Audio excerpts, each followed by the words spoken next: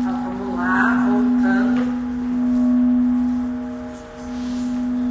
A pergunta foi, aliás, o pedido para eu retomar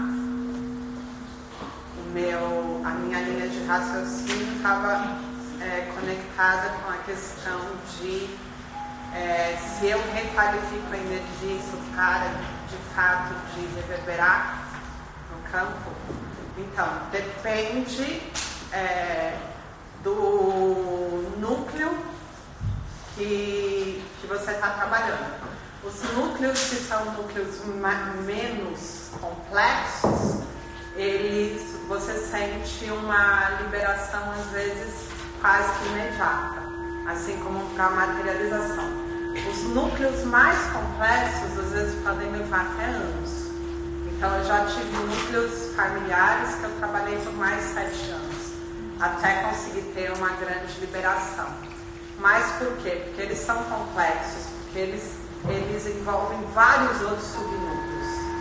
Então, na verdade, o que acontece é que a gente vai trabalhando os pequenos núcleos até chegar nesse núcleo central. E esse núcleo central, geralmente, é aquele desafio maior que a gente tem na vida e é um núcleo que a gente desconhece, na verdade, geralmente. Então, a gente começa a trabalhar pequenos núcleos e depois a gente chega nesse central que se revela. No momento que ele se revela, ele vem com uma complexidade muito grande, porque ele envolve várias realidades de padrões de reflexão, né? Não só essa realidade. Então, esse núcleo, quando ele se revela, ele é sempre bastante desafiador e ele pede muito mais persistência. Só que quando você tem a liberação do núcleo, se for, de repente, um núcleo relacionado à violência, você vai ter uma grande briga, uma grande explosão violenta e aquilo acaba, né? Então, geralmente, quando a gente está liberando um núcleo, o ápice da liberação é o agravamento máximo. Então, a pior briga que eu já tive, a pior doença, a pior crise que eu já tive dentro do meu padrão de vibração no nível físico de doença. Então, geralmente, vem um agravamento muito intenso para a liberação. E é só trabalhar com energia? Não, gente, porque no nível da consciência, primeiro eu tomo consciência, depois, ou eu aplico energia para tomar consciência. Tomo consciência e depois eu preciso ter uma ação. A ação é necessária porque a gente vive a realidade física, e na realidade física a ação é necessária. Então eu vou ter uma liberação no nível emocional, uma liberação no nível mental, mas eu vou ter que ter uma liberação no nível das ações também, que é no nível físico. E aí eu tenho que mudar as minhas ações, mudar os meus comportamentos. Então eu libero o que me faz sofrer emocionalmente, eu libero um padrão de pensamento, mas tenho que também modificar as minhas ações, porque tudo isso precisa vir junto, entende? Então eu não acredito muito nessa história de você vai passar por uma sessão e aí na medida que você vai dar o comando você já liberou, não é assim. Pelo menos na minha vida nunca foi. Eu já dei milhares de vezes o comando e nada liberava. Mas é importante dar o comando também. Mas você tem que trabalhar em todos os níveis, não só em um nível. Um único nível não é suficiente para liberar tudo, porque isso tudo está arraigado em várias áreas já. Você pode dar um comando para te auxiliar para tomar uma ação? Você precisa dar o comando porque você está trabalhando no nível mental. Aí você tem que fazer o trabalho do nível emocional, vibracional. E você tem que fazer o trabalho no nível físico, né? Então você tem que fazer tudo isso, não só uma coisa. Não, eu digo, quando você não consegue, por exemplo, visualizar, quando você pode tomar atitude. Você pode dar o comando para que essa atitude... Você pode trabalhar com energia, pedir para a energia Reiki que ela traga situações claras para que você consiga e agir, né? Então nessa hora a gente usa energia. Não, em relação a ataques específicos que a gente sofre quando a gente vai manter esses padrões.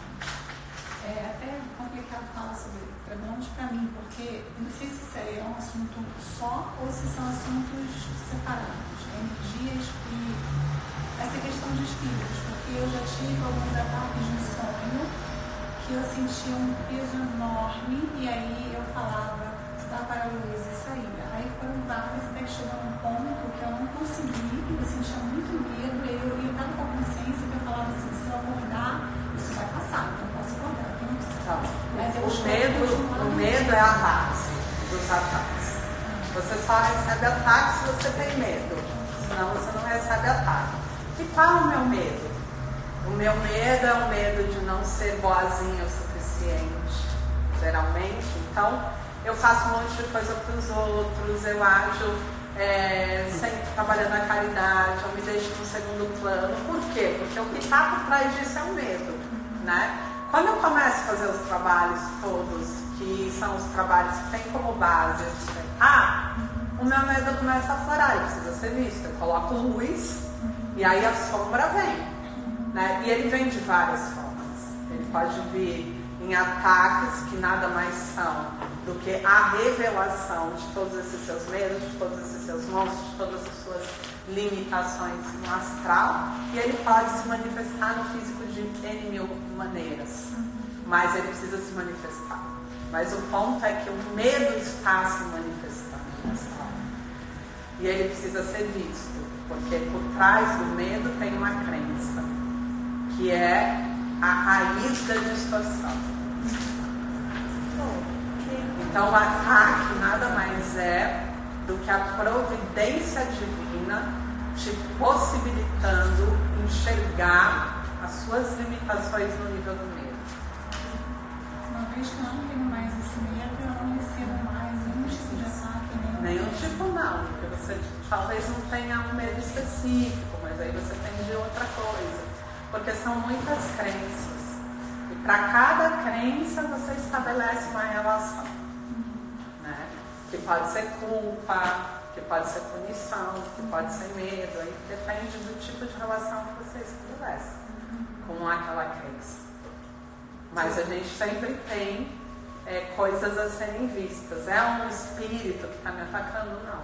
Sou eu que estou atraindo a materialização do meu medo para que eu possa olhar para ele. Não, e essas distorções são sempre provenientes. Não, quando você fala de ação, por exemplo, e no caso dela, que ela falou dos sonhos, que a gente também tem essa particularidade em comum, a ação dos sonhos em si, você identificar isso, você lidar com esse medo, enfrentar e agir dentro do amor, enfim, você achar que deve agir, essa ação, ela também é a ação que você está falando, é uma forma de fato da gente transmutar, só que em um trabalho mais transmutar no nível físico. Aonde o medo gera ações na minha vida. Aonde o medo gera ações na minha vida. Então eu tenho medo no nível emocional, que é aquela sensação que me paralisa. Eu tenho medo que me faz pensar, olha, não faz isso, porque se você fizer isso, você tem tal consequência. E eu tenho ações que são relacionadas ao medo. De tipo, cuida bem dessa pessoa, porque se você não cuidar direitinho, você não vai estar fazendo sua história aqui, aí tem consequência. E aí a minha ação é fazer um monte de coisa por conta de um medo, que já vem do emocional, que já vem do pensamento e que acaba interferindo nas ações. Então o que eu estou dizendo é que você vai ter que fazer tudo. Você não vai fazer só uma parte de só mudar o pensamento, porque isso é a tal da psicologia. Quem foi que fez o curso da psicologia aí? Como é o nome? Psicologia positiva.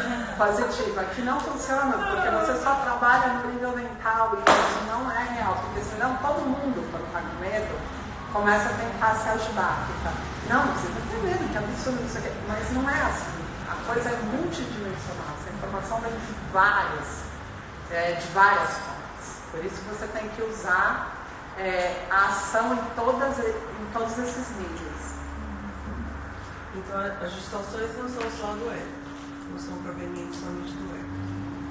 Não. Porque a gente entende que o ego é ruim, o ego tem uma função. As distorções é uma rede bem complexa. Ela pode vir da distração. Simplesmente eu herdei aquela informação e tive como verdadeira. Mas o que o meu ego tem a ver com isso? Foi algo que eu peguei como certo. Não tem nada a ver com querer, muito pelo contrário. Eu validei. Validei aonde? Na distração. Eu não mergulhei naquilo para entender se aquilo de fato era um fato para mim. Então o que eu fiz? Eu validei. Por quê? Porque a pessoa que me transmitiu era uma autoridade. E aí eu aceitei. Mas o que isso tem a ver com ela? Então nem tudo é o ego. Na maior parte das vezes a gente valida por distração. A gente diz um sim por não esgotar a possibilidade do entendimento. Então vamos dar um exemplo. Eu estou lá, eu sou pequenininha, estou brincando na sala, eu ouço minha mãe falar com a minha avó: nossa, fulano de tal está com câncer, mas também, você viu o que ele fez? Ah, não tem jeito, Deus castiga. Uma hora a providência divina chega, Deus é implacável. Eu estou lá, eu peguei aquilo. Eu não tinha nem condições de pensar sobre isso, mas eu captei aquilo como uma informação. Depois eu vou em um outro lugar e uma outra pessoa de autoridade, pode ser um professor, vira e no meio do processo ele diz para o aluno: tá, você está fazendo isso com fulano, mas tudo que a gente faz volta, porque Deus está vendo. Eu fui lá, outra figura de autoridade.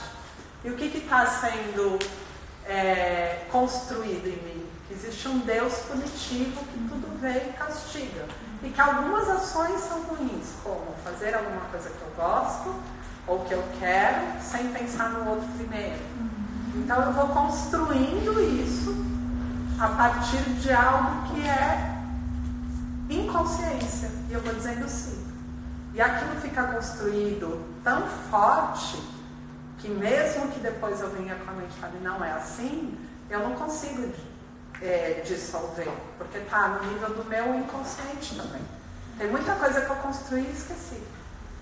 Entendeu? Então a gente são falas herdadas, condicionamentos também. E todo e qualquer sistema, para que ele seja efetivo, ele precisa do certo, do errado. Então ele precisa de alguém que seja errado, portanto culpado. E se é culpado, precisa ser punido. Então a gente vive em sistemas assim da educação. Os pais, quando eles perdem o controle, eles precisam colocar o medo, né? A política, a mesma coisa. Todos os sistemas, eles precisam trabalhar o seu medo para que você obedeça. Então a gente vem muito dentro dessa tríade de medo, culpa e punição, que não é a vibração ascendida para a nova era. Respondi? Vocês entenderam? Então, na verdade, a maior parte das coisas não tem nada a ver com ego. Tem a ver com isso. Quando é que eu construí ou que eu aceitei isso como uma verdade? E às vezes eu valido a crença da hereditariedade da doença dessa mesma forma. Eu vejo um que morreu com câncer, outro que morreu com câncer, e vou ouvindo: nossa, morreu de câncer, mas a avó dele teve. Mas fulano teve. E aí na família teve muitos casos, aí não tem como. E aí você vai dizendo assim: eu tive uma experiência onde eu vi 10 pessoas de uma mesma família que morreram de câncer. Então dentro daquele campo mórfico tinha uma crença da hereditariedade da doença. Quando eu entrei lá, eu conectei e ali eu fiquei e eu vou para o mundo mais acreditando na hereditariedade da doença. Aquela experiência para mim é forte o suficiente para validar aquilo como verdade. E a partir da minha experiência eu valido. E aí eu disse um sim à hereditariedade da doença. Enquanto eu estiver na distorção, eu, dentro da experiência da terceira dimensão, vou precisar reproduzir situações para sair da distorção. Então, o que acontece? Eu vou reproduzindo a doença. Então, todo mundo ao meu redor começa a ficar doente. Até que eu pergunte, como é que eu saio disso? Como é que eu saio disso? Como é que eu saio disso? E vou buscar caminhos alternativos para sair disso. Muitas vezes eu reproduzo a doença. Assim, dessa forma. E nessa busca individual e sozinha da saída, você consegue ou você precisa de ajuda? Depende do caso. No caso, quando você teve câncer, você teve ajuda de médica? Tive de uma médica maravilhosa, Paty. Só que antes da médica, eu tive que escolher quem seria o médico, né? Então eu tive que ter o campo vibracional para a cura, para escolher a equipe certa que estaria dentro do processo do sucesso. E o que aconteceu? Eu não pago plano de saúde, porque com o campo de energia que eu tenho, pagar plano de saúde é o mesmo que dizer para mim: você vai ficar doente, guarde o dinheiro para quando você ficar doente, miserável, sem grana para pagar e precisar ter uma segurança. Então eu trabalho totalmente contra o que eu acredito, que é vibrar naquilo que vai me trazer o que eu preciso. Então, se eu pago plano de saúde, eu estou dizendo primeiro, você não é capaz de conseguir materializar o que você quer em qualquer momento. Quando você ficar velha, você vai estar fodida. Incoerência. E tipo, cuidado com isso, isso é muito sério. Essa sua brincadeirinha, você vai ver o resultado no final. E eu invalido tudo que eu estou fazendo. Eu não pago plano de saúde. Quando eu tive, e não é porque eu não tenho a grana, eu pago porque eu não vou fazer isso comigo mesmo. Quando eu tive o câncer, eu fui recorrer ao SUS.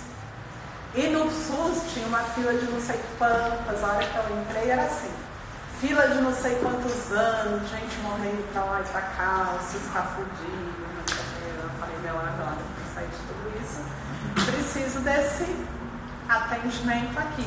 Eu consegui os 3 melhores hospitais. Eu consegui o AC Camargo, com o médico que era o Bambambam, que no particular eu ia pagar uma fortuna, eu consegui direto com ele. Eu consegui o Hospital das Clínicas, que é super raro de você conseguir, com essa minha médica. E eu consegui, através de uma amiga minha também, a beneficência. Então, o que aconteceu? O meu desafio foi saber aonde é que eu tinha que ir. O AC Camargo tinha uma hotelaria maravilhosa e o HC tinha a pior hotelaria, porque eu teria que ir para os ambulatórios, que é o caos no HC. E eu tinha um hospital que era maravilhoso também, com um médico super interessante. Eu falei, e agora? Se eu fosse pela mente, eu ia pela hotelaria, né? E pelo médico que era o mais conceituado e tal. Não, mas eu meditei e senti no coração que seria o HC. Então eu cheguei lá, passei todo o processo, ela foi a única médica que identificou que realmente era um melanoma e ela falou, não, você vai operar já, porque o melanoma é super invasivo, enfim, todo um processo. E eu disse, então, mas eu não quero parar de amamentar, eu não vou tomar os medicamentos, eu não tomava os medicamentos de dor para continuar a amamentar. E eu vou fazer uma viagem primeiro, onde eu fui trabalhando toda a parte da cura quântica, chamei a Bela e a gente ficou lá nessa. E eu fiquei mais de um mês nessa viagem para depois vir fazer cirurgia. Isso era um absurdo, assim, para um melanoma. E eu fiz todo o meu processo. O mais difícil, quando eu voltei, eu tive essa médica que foi maravilhosa, que super aceitou que eu fizesse vários procedimentos ali, usasse ozônio, fizesse várias coisas e que bancou a coisa das terapias alternativas junto comigo. Então isso foi muito legal da parte dela, e ela foi realmente, era do SUS, me deu o WhatsApp dela, a gente se falava a qualquer momento, coisa que no particular a gente não ia ter. Então assim, eu tive todas as vantagens possíveis e imagináveis que eu materializei. Todas as facilidades que eu materializei, eu tive o melhor tratamento. Então é muito o que você acredita e como você vai usar a sua energia para materializar aquilo. Se eu acreditasse que eu ia morrer porque eu estava no SUS, eu estava morta, né? E dentro desse processo, o mais complicado foi sair fora desses campos mágicos, de que o sistema público de saúde no Brasil é não sei o quê, que o câncer mata, que esse câncer não tem jeito, você não vai sobreviver, a família te enterrando, todo mundo te vendo, ai meu Deus do céu, meu filho pequeno vai morrer, não sei o que lá. E você tendo que segurar a onda de todo emocional, e também quando você está com uma doença, você diz, eu não vou me tratar, eu vou primeiro fazer o trabalho energético, a pessoa fala, ela está muito mal da cabeça, porque é um baque muito grande, esse emocional, não está fazendo, ela não pode fazer isso. Aí a família começa, ela não pode fazer isso, é câncer, não sei o que, você não vai, você tem que fazer a cirurgia, você tem que entender que essa semana, ela falou que sexta-feira você tem que operar, pelo amor de Deus. Aí você tem que cuidar de todo o emocional das pessoas e falar, calma, eu sei o que eu estou fazendo, não sabe. E tipo, você tá com o filho pequeno amamentando com uma dor do caramba, tudo acontecendo ao mesmo tempo, né, no processo, manter o equilíbrio e não entrar na validação de nenhum desses sistemas para que você possa sair e realmente possa se curar. Então você não faz isso na hora da crise, você tem que fazer isso anteriormente. Como eu tinha toda uma trajetória, a meditação, as práticas que eu fazia é um treinamento para o momento que a vida vai te apresentar algo desafiador. Então nunca a gente tenta se curar.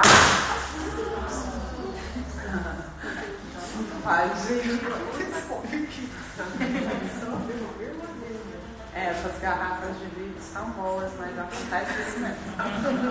Mas elas são as melhores, não desista delas. A gente não pode tentar, no momento da crise, trabalhar tudo isso, porque é difícil.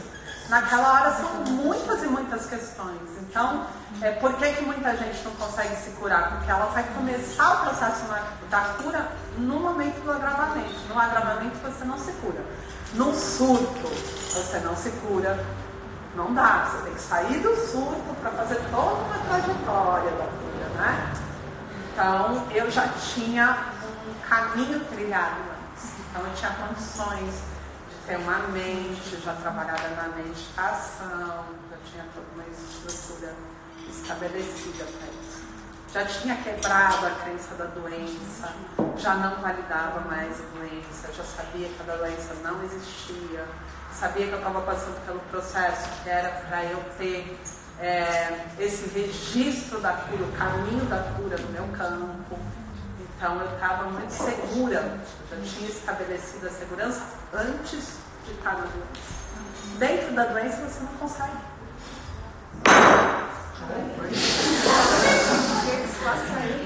Isso é chapazinha. E ó, fazer uma aliviadinha no campo para vocês poderem prestar atenção em alguma coisa. Porque, nossa, vocês já delecaram tudo que vocês já levaram, com certeza. Fazem quantos anos que você gostou desse? Vai fazer 5 anos. A Maria está acabada de nascer. É bastante, mas é pouco. Para mim, um mês é muita coisa, quase que uma eternidade. Já mudei 1000 vezes. Mas já está. Assim a gente percebe que o poder da cura vai da crença da pessoa. Não é da crença, é da crença da capacidade de fazer isso. É da experiência dela. Porque assim, você não pode pedir para ninguém acreditar em algo que ela não viveu. Se você disser, eu tenho fé nisso, você nunca tiver vivido nada, você não tem fé. Você vai estar fazendo uma afirmação muito no nível mental, porque a sua fé, a sua certeza, a sua convicção, que é aquilo que ele chama de fé, ela só vem baseada em uma experiência. Eu tinha uma experiência com a cura. Mas isso não se limita a uma vida atual. Pode se limitar a vida atual, sim. Eu não preciso trazer de outras. Nessa vida eu fiz toda uma trajetória. Eu tive toda uma trajetória de práticas que foi me levando a um lugar onde eu fui tendo clareza e consciência de que a doença não existe mesmo. E aí, no momento que ela se manifesta na minha vida, eu consigo lidar com ela dentro dessa experiência que eu tive. Não é de um conceito. Porque todo mundo que está com a doença, a primeira coisa que a pessoa faz é querer se agarrar à vida. E ela pega qualquer coisa para ter fé. Mas isso não é suficiente. Por isso que a meditação é importante, porque você vai treinando essa sua capacidade para no momento que você tiver que viver, porque a vida vai te apresentar os desafios. Você vai perder uma pessoa que você ama. Muitas coisas vão acontecer, você vai ter que lidar com a morte, você vai ter que lidar com muitas coisas, porque isso faz parte de todo um processo natural. E se você não se prepara ao longo da vida para tudo isso, e você finge que essas coisas não existem, que está distante de você, você pega de surpresa. Só que na meditação a gente faz várias práticas. A gente faz a prática da morte, de entender quais são todas as passagens da morte, os barcos. A gente vive o nosso dia a dia como se fosse o último. A gente tem que treinar, porque no momento da morte eu tenho que estar treinada para a morte. Porque senão eu vou materializar novamente uma realidade sansárica, né? Nesse nível de Kali Yuga, porque eu não treinei ao longo da vida o meu processo da morte. E na hora que a morte chegar, eu não vou saber o que fazer. E assim é tudo. Eu não treinei o processo de cura na minha vida. Então, quando a doença chega, eu não sei o que fazer. Eu não treinei uma série de coisas. E a meditação, ela te dá condições de ir treinando tudo isso para que você esteja preparado para determinadas coisas que você não vai poder fugir. Alguém aqui vai viver eternamente? Então a morte é algo certo? Então faz sentido você se preparar para a morte? Faz, porque você vai ter que passar por isso. Entende? Então tem algumas coisas na vida que a gente tem que passar. E as coisas que a gente tem que passar, a gente precisa treinar para que a gente consiga passar da melhor forma possível. E é em processo de meditação que a gente faz isso. Funciona com a Dor física, emocional. como é que eu treino não validar a doença? Quando eu começo com pequenas situações, como uma gripe, um resfriado, ou tipo até uma pneumonia, que foi o que aconteceu comigo, ensinar o meu corpo que eu não vou dar nenhum medicamento para ele. E eu vou treinando ele, eu vou dizendo, ó corpo, agora acabei de passar por um processo que eu não passava há anos. Estou fazendo todo um trabalho da liberação viral com a Bel, estou baixando uma nova consciência e geralmente isso mexe mesmo no meu físico. Eu sei que os núcleos estão em alguns órgãos, até para eu entender onde eu vou trabalhar isso depois nas pessoas na prática da terapêutica. Né? Então é comum para mim sentir no corpo físico para entender aonde o núcleo fica. Mas eu fui baqueada, com certeza eu tive uma pneumonia, meu catarro era super escuro, um catarro esverdeado, espesso, tive febre vários dias, febre de 40 graus, então eu estava no quadro. E eu não tomei absolutamente nada, nem natural. Eu fui falando pro corpo, eu não vou te embotar, você tem capacidade de se curar. E você vai se curar sozinho. Então, o que eu estou fazendo? Eu estou treinando o meu corpo. Porque no momento que eu tiver, ou se eu vir a ter algo que realmente é muito avassalador, eu preciso tenho que ter treinado isso. Se desde sempre eu tenho uma febre, eu tomo um antitérmico, uma dor, um analgésico, o que eu estou dizendo para o meu corpo? Que ele não tem capacidade de se curar sozinho. Então eu vou embotando essa capacidade do corpo. Então o treinamento é isso, eu preciso treinar no meu corpo, eu preciso treinar na minha mente, eu preciso treinar para que eu tenha condições de ter autonomia dentro dos processos. Você acha que acontece da noite pro dia, então? Aí chega um câncer e você, iluminado, você se cura. Não, você ralou. Então, cada febre, você queimou, você suou, você não sei o quê, não tomou medicamento e foi fazendo todo o trabalho com o corpo. Vamos corpo. Né? Até que, quando você tem algo que é maior, você já conhece o caminho. Né? Através do quê? De prática, não de fé. Porque fé não faz isso. Porque a gente não acredita. Você não pode dizer que o ser humano acredita. Quando a pessoa vem passar comigo, eu nunca peço para ela acreditar. Eu sempre digo, você não precisa acreditar, mas você tem que querer. Querer e se comprometer com a prática, com o processo. Mas acreditar, como que eu vou pedir para uma pessoa acreditar em algo que ela nunca viveu? Isso não é possível. Então a gente tem que ter clareza. E a prática vem disso. Você treinar o seu corpo para que ele esteja apto para se curar. E com o Reiki você consegue ir se curando só com energia. Só informando de forma vibracional o corpo qual é a vibração assertiva, qual é a onda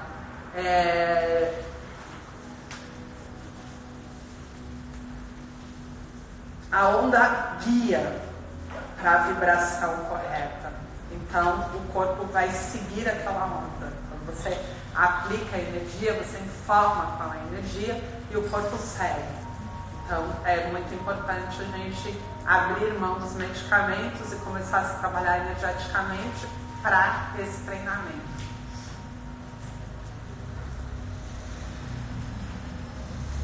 Mais dúvidas? Em relação a essa questão de medicação, eu tenho filhos pequenos. Quando eu tenho uma outra pessoa, aí já fica mais complicado. Se um filho tem algum tipo de problema, de doença, como é que você faz? Medica, não medica? Porque uma coisa é a sua prática individual, outra coisa é outra pessoa. Como é que você faz isso? Acabei de sair de um processo com a Maria que ela não foi medicada. E ela estava bem agravada. Eu dou tempo para o corpo reagir. Você conversa com ela, você explica a ela alguma coisa para que ela sozinha possa se empoderar? Não, porque se eu fizer isso, ela vai entender que ela está com alguma coisa séria. E aí se você vai, porque hoje em dia tem uma coisa de querer fazer com a criança, fazer que a criança se torne um adulto, né? Então eu converso com a criança para ela ter consciência. A criança não tem que ter consciência, ela não está na idade de ter consciência. Eu nunca chamo atenção para aquilo que eu não quero. Então se eu disser para ela, você está doente, você precisa, não sei o que, eu chamo atenção para a doença. Então quando você observa essas crianças que se curam sozinhas, elas estão lá peladas, andando lá no meio da periferia, está com pneumonia, está toda zoada e ela se cura. Ela não está nem entendendo a gravidade do processo dela. Está lá tomando chuva e tomando sol e correndo pelada e brincando. E ela não está validando a doença. Então ela não põe uma energia nisso. E eu tive a sorte também de ter sido criada. O meu pai nunca deu muita bola para a doença. A gente se estourava e chegava quase morto. E meu pai falava assim, a gente via que era uma coisa séria, porque as pessoas falavam, meu Deus, caramba, corre, você está sangrando. E a gente olhava e falava assim, nossa, está sangrando, deve ser sério. Aí chegava correndo meu pai, ai, eu estou sangrando. E meu pai falava assim, isso está nada, vai lá lavar. Meu pai é autoridade, cara. Eu falei que não é nada. Aquele cara que falou que eu estava morrendo deve ser um burro. Aí eu ia lá, lavava e falava, não é é nada. Não é? Então, assim, hoje é muito contrário o que se faz na educação. E eu vejo que isso funcionou muito para mim, assim, para mim e pro meu irmão. A gente se estourava muito, meu irmão, então, cara, ele vivia arrebentado. Fratura exposta era, assim, algo comum. E ele falava assim, isso aqui não é nada, esse enrolado, punha pano. E, tipo, sobreviveu, e assim foi forte. Entendeu? Só que a gente tem um pavor dos processos. O corpo não pode se recuperar por nada. Você vai dizendo pro corpo, né, que ele é incapaz. Mas é engraçado que é como se a modernidade trouxesse pra gente essa amnésia de que a gente não é capaz de se curar. Porque antigamente não existia essa quantidade de remédios que existiu. Não tinha nada, não tinha absolutamente nada. Né? Então, assim, mas a gente tem que cuidar com essas mensagens que a gente manda. E também tem uma outra questão, porque quando a criança percebe que ela tem uma super atenção quando ela está doente, ela passa a ficar doente muitas vezes na vida. Porque as mães são super ocupadas, os pais são super ocupados. Quando adoece, pai e a mãe viram o anjo, cara. Ai, meu amor, vem aqui, vou te dar todo o carinho do mundo, vou cuidar de você, vou não sei o quê. O que a criança está entendendo? Opa, essa é a melhor forma de eu conseguir carinho, atenção da minha mãe, do meu pai. Então, tipo, quando eu tô meio carentezinho, eu vou afastar uma doença. Só que essa criança, ela vira idoso e fica assim, fazendo isso. Né? Então, tem muita gente que não quer se curar, porque a própria doença é a única forma que ela utiliza para ter carinho e afeto. E ela faz uso da doença. Tá? Isso é muito comum.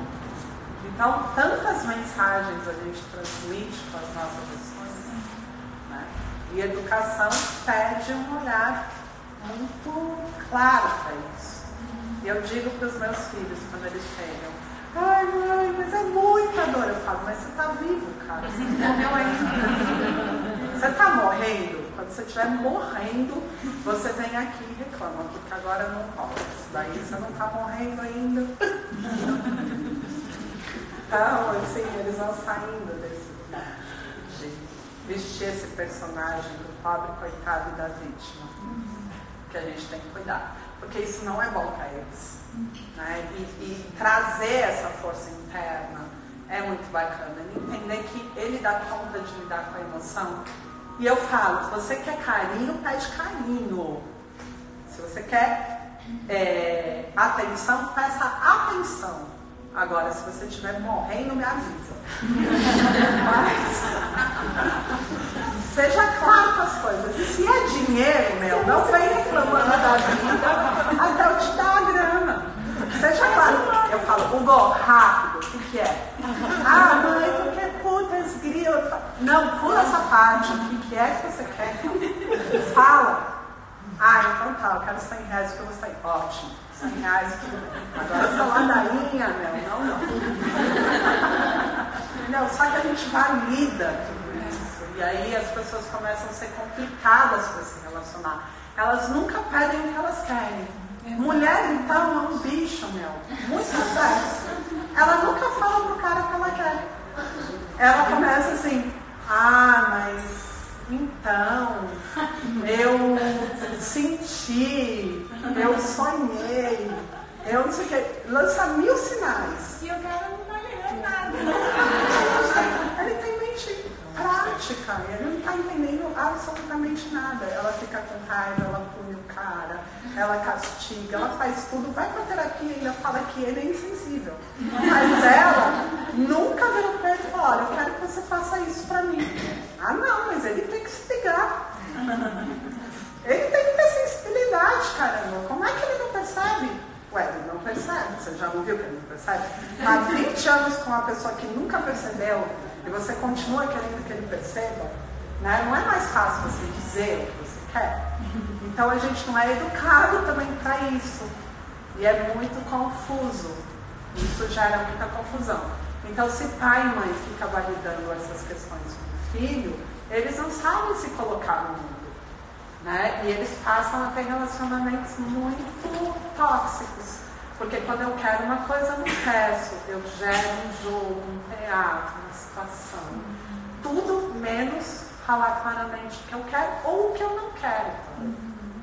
Porque isso também tem que ser treinado. Quando o filho vem dizer para a mãe o que quer, ele ouve um monte de absurdo também. Porque ele vai falar, mãe, eu quero sair. Ah, mas você é novo, você não sei o quê, você blá blá blá. O que acontece? Ele tem que criar artifício. E ele começa a ter que negociar. Então, tudo isso são coisas que a gente precisa aprender, a nova forma de se relacionar. Quem é que é mãe aqui? Mas quando eu fico alguma coisa que você sabe que mãe é? Eu digo não. Aí ele vem tentar negociar. Eu falo, sem negociação. Não. Deixa eu te explicar uma coisa. Não quer dizer não. Não, você tem que ser claro. Mas você tem dinheiro? Tem. E por que você não vai me dar? Porque eu decidi que não. Então, assim, é importante. Mas não é uma resposta, nunca fiz isso. Eles não. Porque se você está numa energia muito clara, você já teve um pai que tinha uma energia clara? Ou uma mãe? Então você não sabe o que é isso. Porque quando o pai e a mãe têm uma energia muito forte e ele diz não, falando não e não tem jeito, o que chega primeiro é a energia. Então a pessoa já sabe que tudo isso aqui não rola. Entendeu? Agora, quando o pai ou a mãe falam não, que ele não vai sustentar, o filho sabe. E ele vai ficar negociando.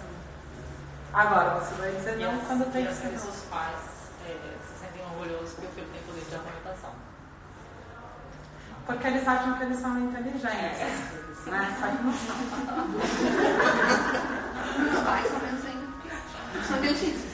Assim consegue me convencer. Mas, enfim, cada um na sua, né? Cada um com a sua experiência. Mas eu acho que é importante que o não seja não e o sim seja sim. Né? Você não vai dar só um não para o seu filho, mas você tem que saber que tem alguns momentos que o não tem que ser não. Isso tem que ficar claro para ele, que quando é não, é não. E não é porque eu estou sem tempo, porque eu estou... Ai, agora aqui encheção de saco, o que quer que você vai me pedir de novo? Porque se for dessa forma, você já invalida, né? Você precisa realmente ouvir tudo, né? Dar a possibilidade da pessoa conversar com você, te explicar tudo, e você ter a possibilidade de falar no momento em que ele percebe que você está dando atenção para aquilo. Que você realmente está dentro daquela situação e não só não enche o saco. Sai daqui porque agora eu estou fazendo uma coisa que é mais importante do que você. Que é bem diferente. Isso sim gera revolta. Porque o que chega primeiro é a energia e a motivação. O que mais? Vocês tinham tantas questões, agora não tem mais nenhuma. Pra gente já finalizar. Eu tenho uma pergunta. Você falou sobre os padrões de nutrição, né? E você falou que normalmente, quando ele vai se desfazer, é no momento de explosão. Mas é que você está, por exemplo, você está trabalhando a não violência. E daí você consegue desfazer essa não violência com essa explosão? Ou você já desfez desse? Violência é uma coisa só. Você pode estar vibrando na polaridade da vítima, aquela que sofre a violência, ou na polaridade do algoz, que é aquele que pratica a violência. Tanto um quanto o outro está na mesma energia, só em polaridades diferentes. Então o que eu vou trabalhar é violência. Eu busco muito a não violência porque eu tenho um conceito de que a violência é muito ruim, é muito negativa, gera sofrimento. Eu estou na distorção quando eu acredito nisso também. E o que eu vou desencadear? A violência no ápice. Mesmo que eu esteja vibrando a não violência, porque eu vou atrair a outra polaridade. Né? Quando eu experiencio a violência, de repente eu curo a distorção de achar que é muito ruim, que gera sofrimento, que é uma coisa inadmissível. Porque eu começo a olhar para ela a partir da experiência como algo que acontece no ser humano. E que tudo bem, e que vai ter momentos na vida que eu vou estar mais violento, ou que eu vou estar mais agressivo. Isso não significa que eu não possa voltar para o caminho do meio, porque eu vou transitar nas polaridades. A gente vive uma realidade que é dual, isso significa que sempre a gente está nas polaridades, e o caminho do equilíbrio é o caminho do meio, onde eu não estou vibrando nas polaridades. Quando eu estou no caminho do meio, quando eu entendo que tudo bem ser violento, que tudo bem ser vítima, que faz parte de uma experiência para a consciência. Quando eu estou nisso, nada tem essa importância absurda, eu não estou nem aversivo e nem apegado a nada, porque nada é tão bom e nem nada é tão ruim. Toda experiência me traz alguma coisa como resultado. Então eu vejo, nossa, ele está agressivo. Ok, a experiência dele não significa que ele vai continuar agressivo, pode ser que ele se cure através dessa experiência de agressão. Ele está vítima, que saco, porque a vítima é tão violenta quanto o agressor. Porque a vítima, ela fica instigando o agressor. Você já viu aquela pessoa que é muito vítima? Ela chega assim, oi, e você já começa a sentir raiva. Ai, toda essa pessoa, aí você olha pra ela, ela é uma coitadinha, e você fala, meu, por que eu tô com raiva dela? Porque ela está instigando em você aqui. Você fala, minha filha, reage na vida. Quando você está vendo, a pessoa está chorando e você está brigando com ela. Você fala assim, não, mas olha o que você está fazendo, para de chorar. Quem é que virou o algoz? Você, porque como ela está na vítima, não tem como essa energia para você ter o equilíbrio, você vai ser mais agressivo. Entendeu? Ela te instiga a subir a energia, porque vocês precisam, se ela está muito baixa, você vai vir aqui, porque no geral você está equilibrando essa energia. Além de você, na macro-realidade, você está equilibrando essa energia. E tem gente que é assim mesmo, começa, você quer bater. Não pode, começou ruim, cara. A mulher tá mal, por que eu tô com raiva dela? Porque é uma questão de equilíbrio energético. É mais fácil a gente lidar com o algoz do que com a vítima, porque a vítima faz você ficar violento. E depois vem culpa, e aí ela tem o ganho do jogo, isso daí não acaba mais. Então, assim, é importante a gente entender que não tem nada de errado, às vezes, em ter uma atitude que é mais agressiva, porque às vezes na minha atitude eu obrigo o outro a subir energia também, sair da vítima e vir um pouco do caminho do meio. Então, se eu tenho consciência, eu posso transitar, não tem nada de errado. Mas o entendimento é importante. E isso é estar no caminho do meio. Por isso que Dalai Lama, que Buda, que Jesus não estava validando as coisas como certo e errado. Jesus estava lá no meio de todo mundo que bebia, que fazia tudo. Ele não estava achando que aquilo era errado. Ele estava ali compreendendo o que estava acontecendo. Dalai Lama também, você vai lá, um mata o outro, ele assiste.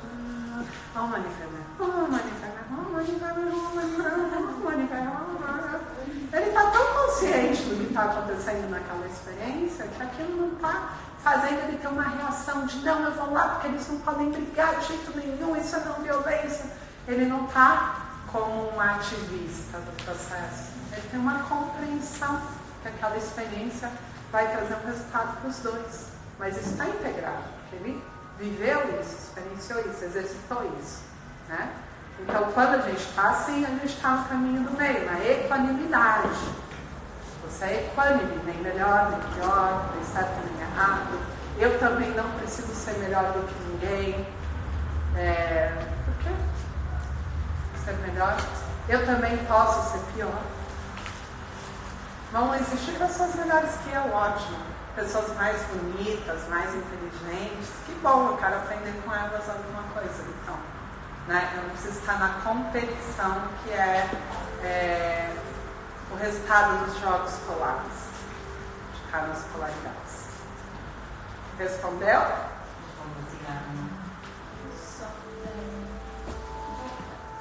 Sempre que energia é igual, independentemente das comunidades. Por exemplo, a energia da riqueza, da abundância, quer dizer que aquela pessoa transita entre a escassez e a abundância, será? Energia da riqueza? Sim. Depende do que você entende como energia de riqueza, né? Sim, geralmente o que vai acontecer? Se eu estiver numa polaridade, eu vou atrair o outro que está na outra polaridade. Então, se eu sou muito abundante, muito próspero, eu atraio aquele que não tem abundância e não tem prosperidade e está vibrando na escassez. Mas o que acontece? Como que eu vou para o caminho do meio? Quando eu entendo que a minha condição ela não é fixa e que eu, da mesma forma que eu recebo, eu dou. Então, na verdade, o caminho do meio para a abundância e para a prosperidade é você ser um canal. Eu recebo, entrego, eu dou, eu compartilho, eu não tenho um apego, né? Aí, no caso das polaridades, seria eu sou rico e apegado ao dinheiro. E aí eu sou aversivo àquele que é escasso. Então, eu não quero viver escassez. Aí eu estou na polaridade.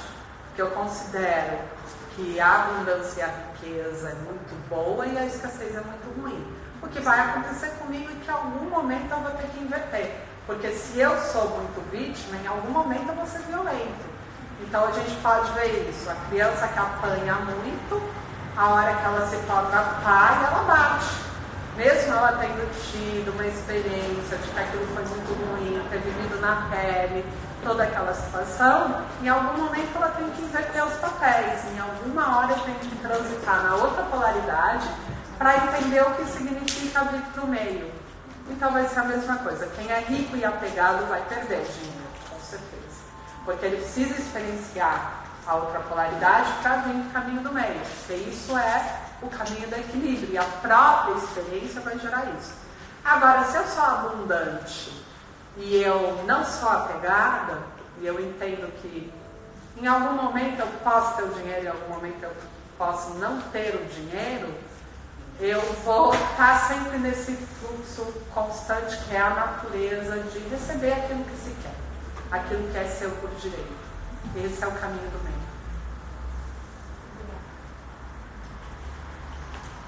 Deu para entender a diferença?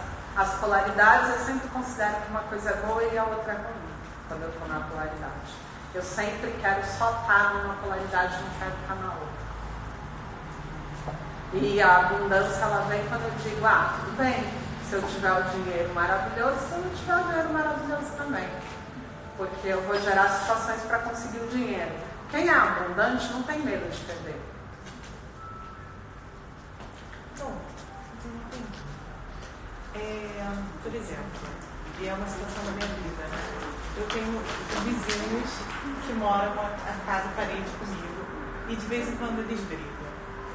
E mais uma situação, eu estava ou indo dormir, eu estava até mesmo em oração e eu já ouvi a briga deles. E aí, o que eu faço? A minha dúvida eu tenho o direito de interferir dessa forma? O que eu faço é expandir a consciência do amor, da paz, da harmonia e disponibilizar para eles, se eles quiserem ter acesso a isso, se eles quiserem, enfim. Por que você não bate na porta e não fala, puta que o pariu? Continuar brigando, cara, todo dia, não vou me deixar dormir. Era muito mais rápido.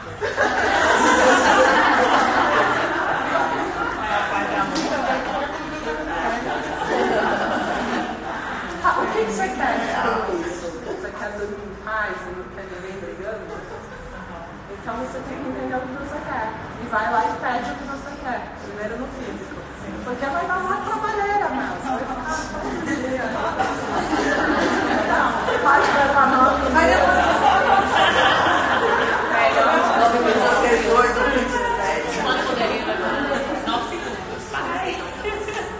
às vezes a gente usar da própria energia é bom, às vezes a gente vai enlouquecer, é bom, porque você tem uma condição aí cristalizada de que é muito ruim a briga, tá vendo? Sim. E aí o que você faz? Fica vibrando numa polaridade. O que vai acontecer? Eles vão brigar cada vez mais, porque você está na outra polaridade. Você está sustentando o amor e a paz, porque a briga não é boa, porque não sei o que, né? Você está numa polaridade, você está obrigando eles a ir para outra polaridade. Às vezes, sabe o que você tem que fazer? Ir lá e falar assim, cara, que bosta! Não aguento mais! Isso é a cura para você também, porque você não se permite fazer isso. Porque isso é muito ruim, isso é inconsciente, isso é não sei o quê, entendeu? Você está numa polaridade. E a gente pode usar qualquer coisa. Essa crença da gente ser bom, porque se você não curar isso, você vai sempre atrair situações. Então, aproveita ficar na linha e continuar, por exemplo. Não, seria bom você bater na porta.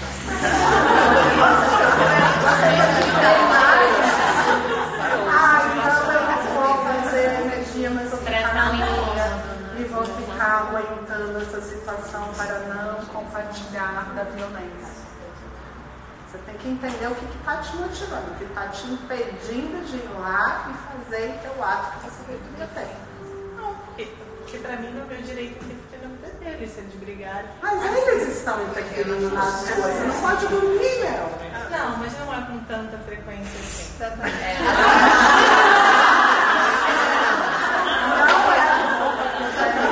E ela está trazendo dentro de um curso de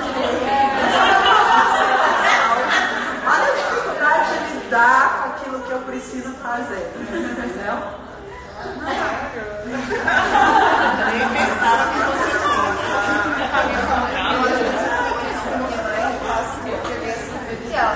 Tudo bem, tu sabes que vocês têm que ter inspiração e calma, mas que isso calma, não sei o que. Não, tem que ser Sim, mas quando você está bem resolvido com isso, você usa o que você precisar e o que vai ser mais rápido e mais efetivo. Bom, não tem problema nenhum. Qual o problema de você ir lá e falar um monte de coisa? não tem nada que falar pra ele, não. Fala do seu. Eu falaria, eu quero dormir e essa brincadeira vai acabar. E depois à noite você não precisa fazer a recuperação desse dia. Eu posso até fazer isso. Eu já resolvi,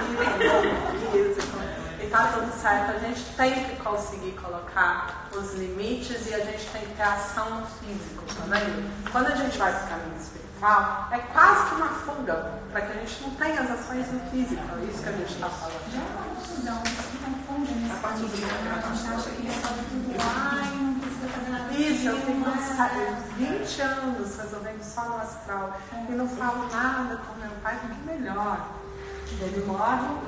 Mas isso é tudo mesmo, não? Então, mas isso não é o caminho. A gente tem que usar todos os meses. E não tem por que não querer conflitar. Qual o seu problema com o conflito? O conflito, no final, ele pode chegar só na questão de vocês liberarem tudo que precisa ser liberado e se resolver naquele lugar, naquele momento. Então, assim, não tem problema de conflitar. Por que você não quer o conflito? Por que você não dá conta de viver o conflito? Porque as pessoas ficam anos e anos, não, mas isso vai gerar uma situação. Qual o problema de gerar a situação se for para resolver? É melhor então ficar anos e anos no chuvisco do que ir logo para uma tempestade que vai. E aí no dia seguinte você vê o sol, né? Porque tudo bem, não é tão constante, mas daqui a uma semana é de novo, aquilo está me incomodando. E tudo bem, eu tolero. Daí começa a ser a cada 3 dias. Eu tolero. Você quer saber? Eu vou mudar de casa, porque, sinceramente, nossa, esses meus vizinhos. Mas olha a dificuldade de lidar com o conflito. Isso precisa ser legal. É muito difícil. Porque, como é que você sabe? Tem o negócio da autorresponsabilidade. que é meu e o que é do outro? É meu querer dormir